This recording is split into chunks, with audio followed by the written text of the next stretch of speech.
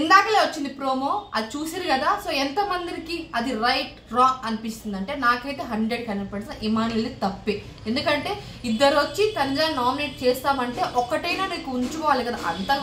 అంత గట్టిగా బెలూన్స్ అన్ని పగలగొట్టేసి అన్ని చీటీలు తెచ్చుకొని ఉండడం ఒక్కటి. నువ్వు అంటే అంతగా మంచి గేమ్ ప్లేయర్ అనుకోండి, అంత కప్పు కొట్టే ఉంటే నీ దగ్గర ఒక చీటీ పెట్టుకో. నువ్వు తనుజాని అంటే నామినేట్ చేసినా ఇంకెవరిని చేసినా సరే నీ గ్రాఫ్ పెరుగుతుందిలే. కానీ అందరికీ మనకి పులిహార పంచిన అందరికీ పనిచేస్తే అసలు నీ ఆట ఎక్కడ?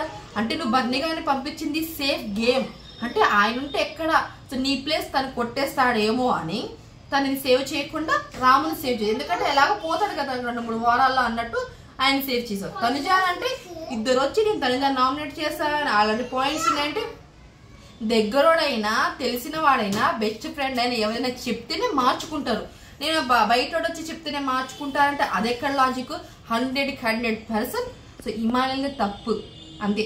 అక్కడ కళ్యాణ్ది కాదు, తనుజాది కాదు, ఎవరి కాదు, ఇమానుయల్ సేఫ్ గేమర్. అసలు తను సేఫ్ గా ఆడుతున్నాడు.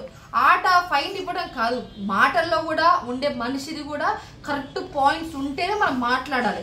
మరి ఇలా సేఫ్ గేమర్ అనుకోవాలి. ఇన్ని రోజులు నేను సపోర్ట్ చేశాను కానీ ఇమానుయల్ని ఇన్ని సపోర్ట్ చేయకూడదని అనిపించింది నాకైతే. ఎందుకంటే ఏదో మంచోడు అనుకున్నలే కానీ మంచితనంలో ఉన్న ఒక పెద్ద మాస్క్ మ్యానే ఇమ్ము గారు, ఇమానుయల్ గారు. ఇదనమాట ముచ్చట. మీకు ప్రోమో ఎలా అనిపించింది, ఈ వీడియో ఎలా అనిపించింది కూడా కంపల్సరీ కామెంట్ చేసేయండి.